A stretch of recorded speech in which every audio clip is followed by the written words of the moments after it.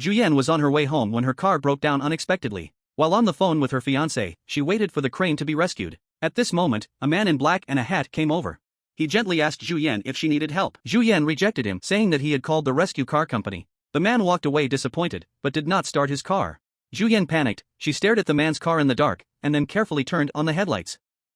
Unexpectedly, the next moment, that man suddenly appeared beside her car window and smashed the glass with an axe. Juyen crawled towards the co-pilot in horror and found that the door had been locked with iron chains. The man smashed the car window, opened the car door and went in. And the axe fell on Juyen. Juyen resisted desperately, but in the end there was a huge disparity in strength. The man held her arm and pressed her under him to continue the violence. In the messy carriage, there are still traces of battles. In the white snow, the man dragged Juyen forward slowly, with a long bloodstain behind him. There was only a solitary mobile phone in the driver's seat, vibrating constantly. In the dilapidated and abandoned factory building, Juyen was wrapped in plastic film. She woke up slowly. The foul air in the factory made it difficult for her to breathe. The man came over to undo the plastic bag and locked Juyen's hand with an iron chain. Juyen no longer had the strength to escape. She used her last strength to slowly spit out the words of begging for mercy. The man came over after sharpening his knife and stroked Juyen's delicate skin. Juyen knew that she was doomed, but she couldn't die so easily. She cried and begged the man to spare her because she had just conceived a child. The man was silent for a moment, then struck her cruelly with his knife. During the split, the man didn't notice that the engagement ring on Juyen's hand fell into the sewer. After everything was over, the man washed the blood from the factory building with hot water. The next day, several children who went out to play found a black plastic bag with an ear in the wasteland under the bridge.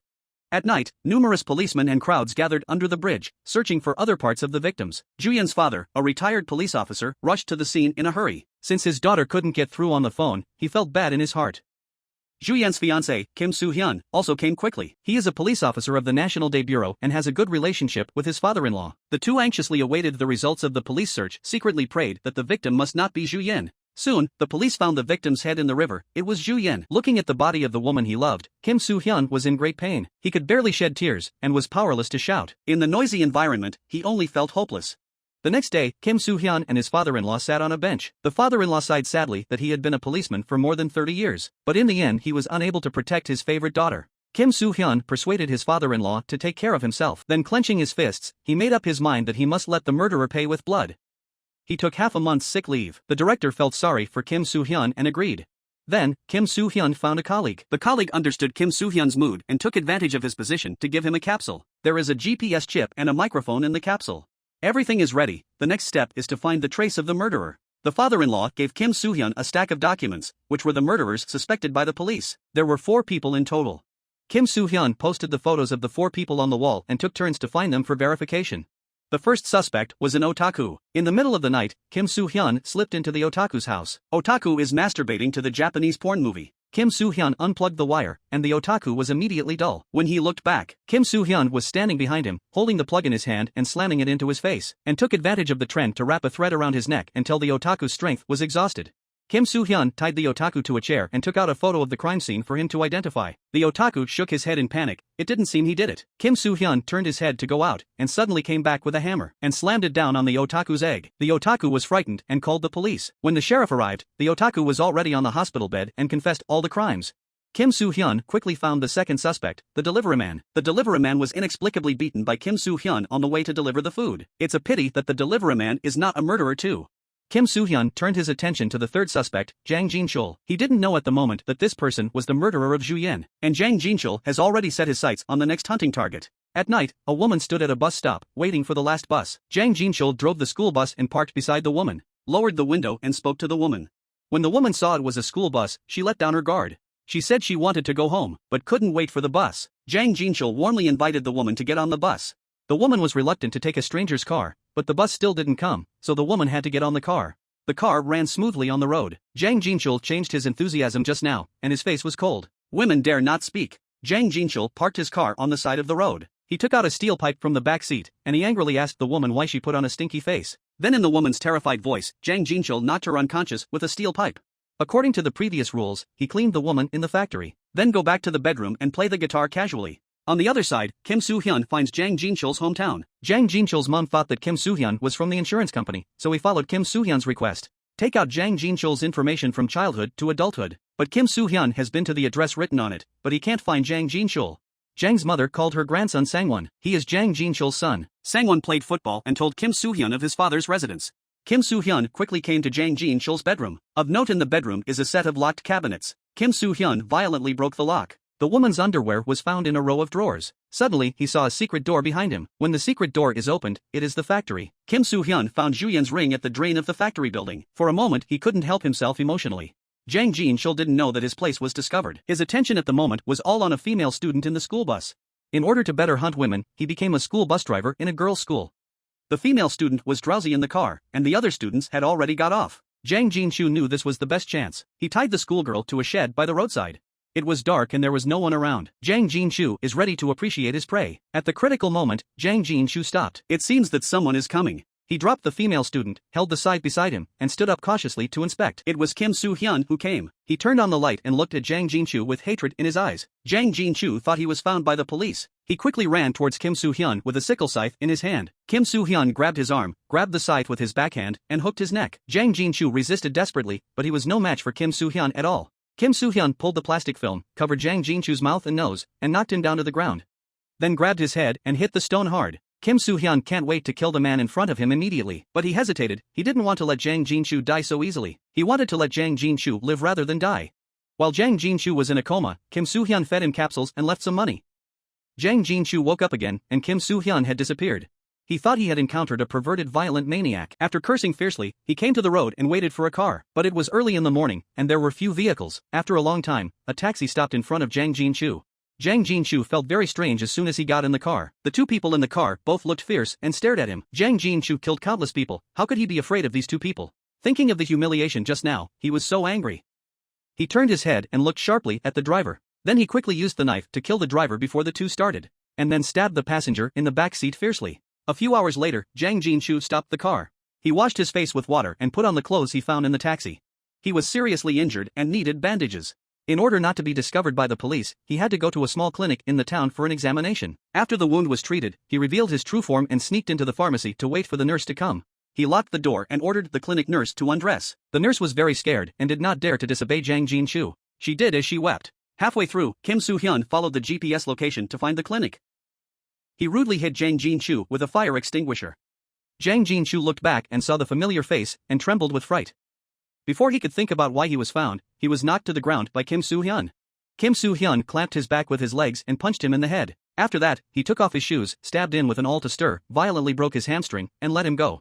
No matter how stupid Jang Jin-chul was, he realized that Kim Soo-hyun had installed a tracker on him. He yelled while driving, said to fight to the death with Kim Soo-hyun.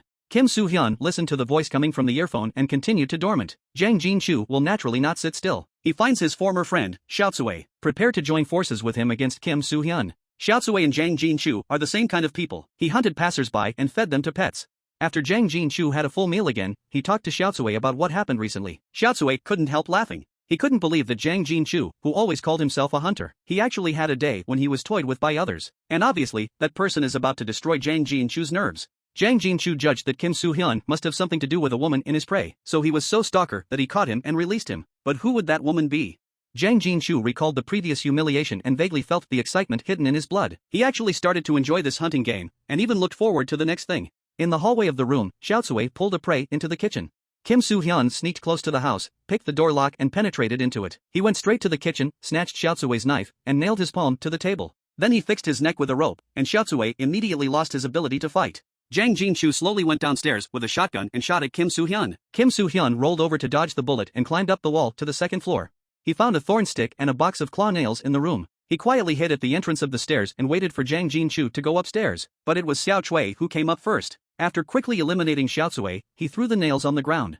Jang Jin-chul went upstairs with a shotgun, just stepping on the nail. Kim Soo-hyun took the opportunity to throw him to the ground and beat him hard with a stick. The next day, the police came and carried Jang Jin-chul and Xiaotsui away. The two were seriously injured and had to be placed in the hospital for treatment. The sheriff's investigation found that Kim Soo-hyun was suspected of committing a major crime. Although he understands that Kim Soo-hyun was suffering, one cannot become a beast just because he has to deal with beasts. He found Kim Soo-hyun's father-in-law and asked him to persuade Kim Soo-hyun to stop. But until now, Kim Soo-hyun has no way to stop. In the hospital, a colleague and Kim Soo-hyun chatted about Ju-yen and GPS. Unexpectedly, Jang Jin-chul woke up early and heard everything. He pretended to be asleep and sneaked out of the hospital. He went straight to a place where no one was there to vomit, but couldn't vomit the tracker. So he went straight to the pharmacy and snatched a pile of laxatives. The laxatives let him pass the capsule tracker easily. He dug out the capsule in the toilet and forced it into the mouth of a passerby. Kim Soo-hyun followed the tracker to find the public toilet, but when he opened the door, it was not Jang Jin-chu. Jang Jin-chu, who was completely free, rushed to the home of Kim Soo-hyun's father-in-law. Now that the roles of the two are reversed, he wants to make Kim Soo-hyun completely regret it. Kim Soo-hyun couldn't find Jang Jin-chu, so anxious. He rushed to the hospital and asked Xiaotsui what Jang Jin-chu's next goal would be. Xiaotsui laughed wildly, and he told Kim Soo-hyun. According to Jang Jin-chu's character, he will definitely kill Kim Soo-hyun's family. Then he turned himself into the police and stopped Kim Soo-hyun's idea of revenge. Kim Soo-hyun secretly thought badly, and he hurriedly drove to his father-in-law's house. On the way, he frantically called his father-in-law, but it was all too late. Before the father-in-law could enter the house, he was stabbed to the ground by Jang Jin-chu. He took out a photo of his father-in-law's family, provocatively and playfully cursed at the dying father-in-law of Kim Soo-hyun, hit him on the head with dumbbells until he is completely dead. When Kim Soo-hyun arrived, his father-in-law's house had been cordoned off by the police. The sheriff and his father-in-law's colleagues for many years criticized Kim Soo-hyun for not taking revenge. It caused Jang Jin-chu's crazy counterattack. After taking revenge, Jang Jin-chu called the sheriff and made an appointment to turn himself in. He also openly asked the sheriff to hand over the phone to Kim Soo-hyun, laughing at him for not being able to do anything about him. How could Kim Soo-hyun let him go so easily? He must not let Jang Jin-chu surrender himself, because once he turns himself in, Jang Jin-chu will only accept a mild trial by the law. What he wanted was Jang Jin-chu's complete despair and collapse. On the street, many policemen were ambushed at the end of the alley. Jang Jin-chu got out of the taxi covered in blood and raised his hands indifferently to signal his surrender. Kim Soo-hyun backed up and knocked down the car door, then accelerated frantically. Before the police arrived, he grabbed Jang Jin-chu into the car. He galloped all the way to Jang Jin-chu's lair and tied him to a chair in the factory building. The roles of hunter and prey seem clear. Kim Soo-hyun was shaking and smoking a cigarette. He now has countless ways to kill Jang Jin-chu immediately, but he would never let him die easily. He wants Jang Jin-chu to be killed at the most painful time. Let Jang Jin-chu experience infinite despair and then die unwillingly. When Jang Jin-chu was dying, he finally sobbed and begged Kim Soo-hyun to let him go. After learning that Kim Soo-hyun was determined to kill him, Jang Jin-chu stared at him viciously again. Ironically, Kim Soo-hyun actually lost a long time ago because he didn't even know what pain was. Kim Soo-hyun will never get what he wants. Kim Soo-hyun got up and sealed off the rest of the entrance and exit of the factory, then passed the rope holding the knife through the door handle and stuffed it into Jang Jin-chu's mouth. As long as Jang Jin-chu let go, the guillotine he was pulling would fall immediately, causing his head to separate. In the end, Kim Soo-hyun left the monitor capsule, put on his headphones, and walked out of the factory silently. A car parked in front of the factory gate. Jang Jin-chu's parents and son got off the car. Someone just called to say something happened to Jang Jin-chu and asked them to come quickly. The son stood at the door anxiously asking his father what happened. The moment Jang Jin-chu bit the rope and heard the voice of his parents, he finally understood Kim Soo-hyun's intention. Jang Jin-chu was completely panicked. He inarticulately told his parents to walk away and never open the door. But the parents couldn't hear what he was saying, and Jang Jin-chu's father had to pull the doorknob and try to open the door. He didn't know that the opening and closing of the door determined his son's life. Jang Jin-chu tried his best to pull with his father. Finally, exhausted, as the door was completely opened, the guillotine fell. The heart-wrenching cries of Jang Jin-chu's parents echoed throughout the factory building. Kim Soo-hyun took off his headphones. It's all over, completely over. But he had no joy of revenge. In the whole game of revenge, he lost the person he loved the most, and he also lost himself. As the sheriff said, in order to get revenge on the beast, he also made himself a beast. Jang Jin-chu's death brought him endless emptiness in his heart. He thought he had seen the devil, but what he saw in the end was the devil himself in the mirror. I am #1 Movies Recap. Like, follow me and see more. See you next time.